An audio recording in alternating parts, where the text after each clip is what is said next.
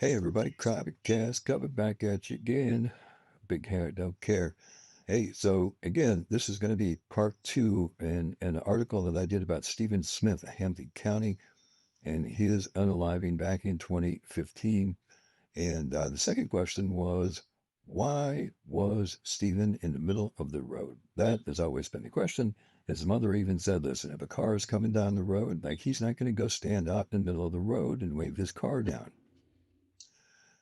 Sandy, if you're listening and you're watching, and I know you follow me, literally, please reach out to me. I am on your side.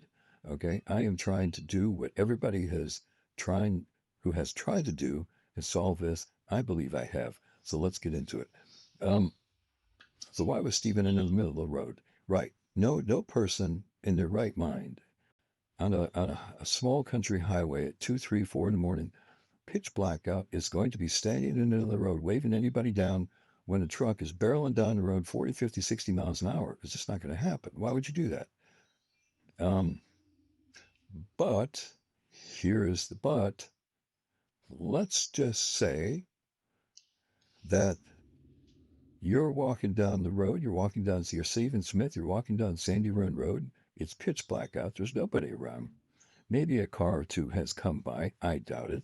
But when they do, you can hear them coming forever. I mean, mile down the road, you can hear them, so you know what's coming.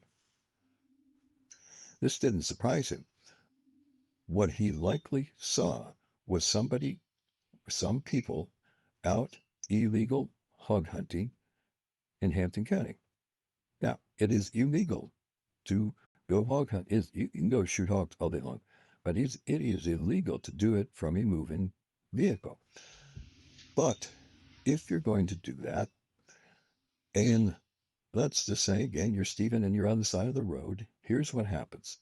On Sandy Run Road, I went out and measured it. It's about 8.2. I'm going to show you a picture of a car, and they were all driving down the road like this. I want you to look at this car right here.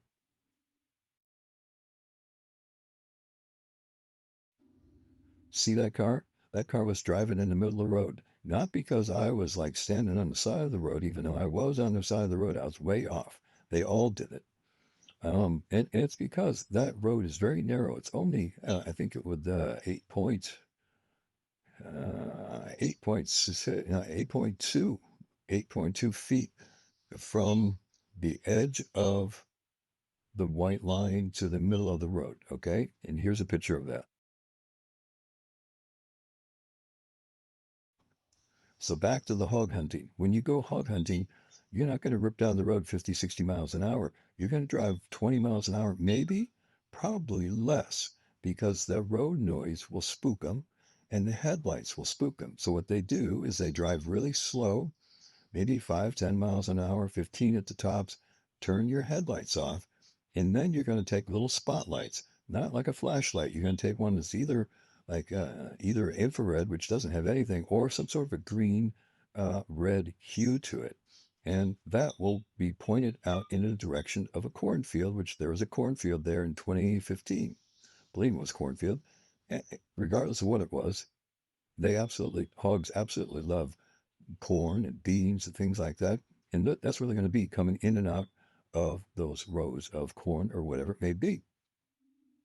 So now the truck is driving down the middle of the road, 20 miles an hour or less, and all of a sudden the lights go off and little flashlights come out. Well, again, if you're Steven, you're like, wow, maybe they're looking for me. Maybe they saw my vehicle on the side of the road and now they're looking for me.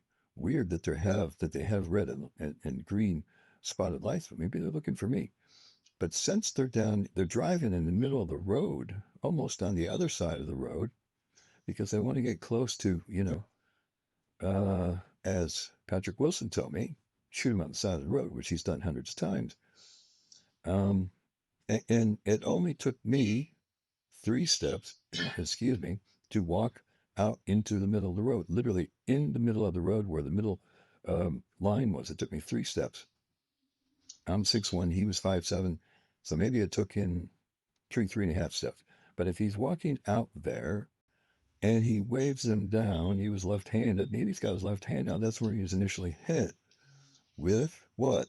a side view mirror that hit him, boom, right here in the forehead at a very slow speed, which also answers the question why he still had his shoes on. Because his whole body didn't get hit. His head got hit by a side view mirror, according to Dr. Aaron Presnell, who was a medical examiner from NUSC, that suggested that as well. And if you look um, at the way the skin broke, and we're going to go about that in another video, I'm going to tell you how the skin broke and why the skin broke in such a manner. But regardless, that's why his shoes still would have been on because he was hit in the head, not in the whole body, and he wouldn't have come out of his shoes, hit in the head where he fell back and hit his head on the back of that cement, and that's very nasty. I'm also going to show you this map real quick.